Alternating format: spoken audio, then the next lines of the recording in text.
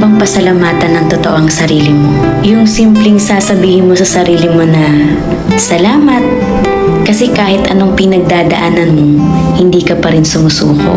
Kasi minsan, masyado tayong nakafocus sa problema or kakulangan natin sa buhay. That's why, nakakalimutan natin magpasalamat.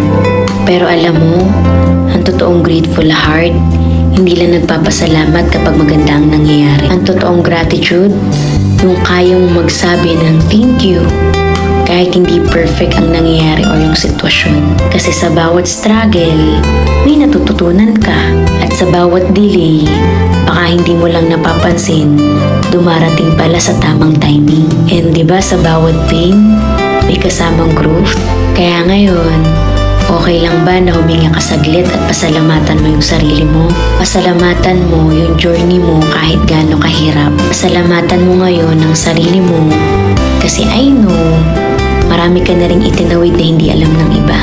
At alam mo ba sa pagkakaroon ng gratitude heart, mas nagiging magaan ang mabigat at mas dumarating ang blessings. Kaya huwag mo kakalimutan, laging may rason para maging grateful.